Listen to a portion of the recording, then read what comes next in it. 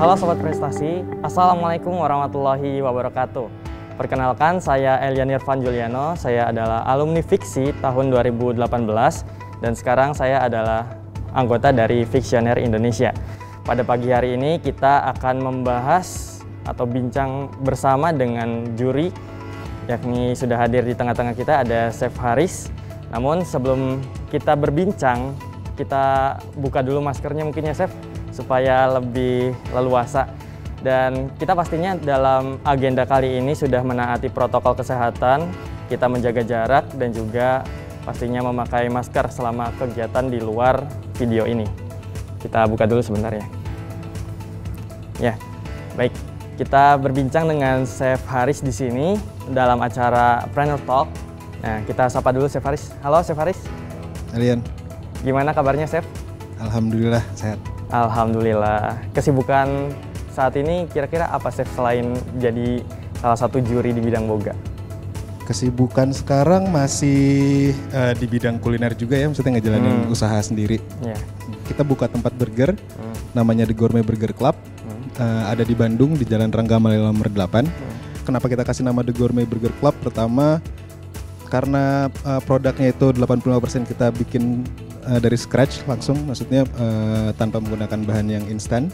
Perbedaan burger kita sama burger lain, selain kita banyak varian rasa yang jarang ditemuin di tempat umum, kita selalu giling daging baru sebelum kita masak. Itu yang membuat gourmetnya itu ada sih dari burger kita. Jadi walaupun banyak sekarang bilang burger segala macam, tapi ada perbedaannya. Itu yang menambah daya tarik untuk pembeli dan ada di Bandung ya Chef? Iya, ada di Bandung. Nah nanti bagi Sobat Planner ataupun para peserta Fiksi bisa berkunjung ke tempatnya Chef Haris gitu ya? Boleh banget. Ya, dari pengalaman tahun-tahun sebelumnya Chef, karena sebelumnya itu offline, kita pokoknya mah banyak yang terjadi di belakang layar yang mungkin tidak diketahui dari teman-teman atau Sobat Prestasi. Itu mungkin Chef bisa cerita sedikit terkait itu? Ya, mulai dari awal saya menjadi juri bidang boga, ya benar tadi dibilang awalnya offline terus sekarang jadi online. Ada perubahan yang cukup signifikan ya, karena boga dituntut untuk memberikan produk yang sesuai dengan yang dia buat. Misalnya dia bikin makanan fresh ya harus fresh, makanan hangat harus hangat, dingin harus dingin gitu. Tapi karena mereka ada di daerah dan mereka usaha untuk kirim produknya ke tempat final, jadi banyak produk-produk yang akhirnya rusak. Jadi kita nggak bisa optimal ngenilainya gitu ya. Jadi cuman banyak ngebayangin rasa mungkin kalau misalnya kita nggak bisa coba langsung produknya. Itu kesulitan paling besar sih. Gimana caranya juri bisa benar-benar melihat produknya, karena kita mungkin ngerti bahan, jadi kita bisa membayangkan gimana rasa, tekstur dan lain sebagainya. Tapi ya tetap penilaian yang paling benar ketika yang ngomonginnya boga ya harus di lidah gitu ya. Iya, di lidah. Ya. Pelaksanaannya kan kita banyak trouble juga ya, apalagi tentang jaringan. Bahkan kemarin itu sempat jadinya kita ada peralihan tentang koneksi, tadi ada kendala di daerah kami menilai, kemudian kita pindah ke handphone terus ganti jaringan juga kayak gitu. Mungkin pengalaman yang seperti itu bisa diceritakan juga Chef? Ya, sebenarnya mungkin kalau di sisi kita sebagai juri, ya ketika ada masalah koneksi kita bisa tunggu dan lain sebagainya. Tapi saya nggak bisa bayangin kalau di sudut pandang peserta gitu ya, ketika mereka di depan juri gitu kan, lagi setengah presentasi, terus tiba-tiba koneksi terputus, mereka harus ngulang lagi, mungkin ngulang beberapa kali kan pasti udah lebih nggak nyaman ya situasinya gitu ya. Maksudnya ya sayang sama merekanya aja sih sebenarnya.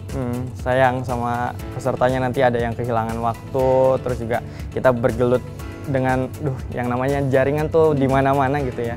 Dan ini nanti untuk Sobat Prestasi khususnya finalis Fiksi di Expo nanti dan saat penjurian pastikan sinyalnya sudah tersiapkan dengan baik. Nah, ini juga yang menarik nih Chef. Jadi ketika peserta presentasi nanti, apakah ada peralatan atau properti yang mereka harus siapkan gitu untuk jadi backup plan-nya? Oke. Mungkin kalau secara umum kita berharap mereka pasti bawa produknya, mereka benar-benar menguasai produknya seperti apa dan mereka mampu menjual produknya ke kita gitu ya. Jadi bukan selesai di inovasinya aja ya, Chef? dan menjual itu nggak sampai menjual aja tapi repeat order atau nantinya menjadi pelanggan beli lagi gitu ya Chef? Iya, sama ini masih banyak peserta yang menggunakan bahan-bahan limbah yang dimana limbah ini mungkin kurang menarik untuk calon konsumen dengar gitu. Misalnya ada orang yang mengolah kulit durian misalnya. Nah buat orang umum mikirnya ya saya mau beli durian itu makan dagingnya bukan kulitnya gitu.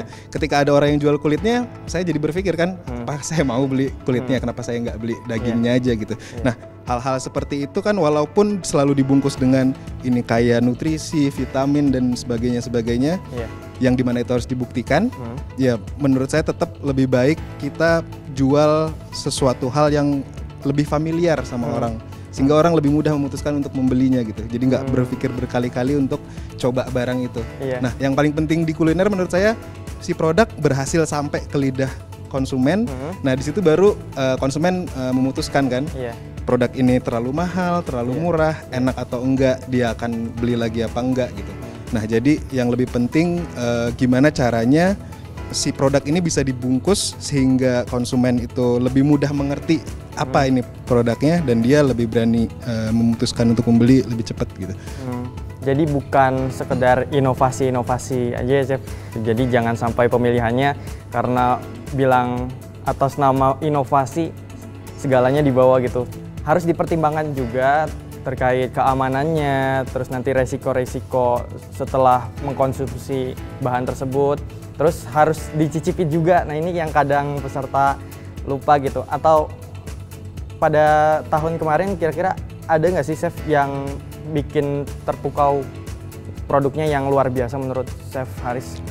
Oke, kalau misalnya ngomongin tahun-tahun sebelumnya yang akhirnya jadi juara satu tetap produk yang familiar ya, dengan kemasan yang menyeluruh gitu. Maksudnya mulai dari isi produknya dipikirkan, quality controlnya ada, terus kemasannya menarik, sesuai dengan target marketnya. Terus itu sih yang paling penting, gimana kemasan itu bisa kasih informasi sepenuhnya ke konsumen, jadi konsumen berani beli gitu kan. Nah yang tahun-tahun kemarin yang juara satu masih tetap apa ya kemarin? Keripik Dari keripik gitu. Kita nggak sebut namanya supaya ini. Selanjutnya tentang pembahasan produk yang instan ya Chef. Nah banyak kita temui kemarin siswa itu terinspirasi untuk membuat produk yang instan, yang tinggal diseduh atau yang fast food gitu. Nah kayak gitu-gitu sudah banyak muncul inovasinya di peserta ya Chef. Kira-kira menanggapi fenomena ini, apakah juri inline gitu berharap ada suatu shortcut untuk peserta menciptakan produk-produk ini kan khususnya boga ya Chef? Apakah itu aman gitu atau juri sebenarnya pengen kayak gimana sih di inovasi siswa itu? Oke, menanggapi produk instan ada baik dan buruknya gitu ya.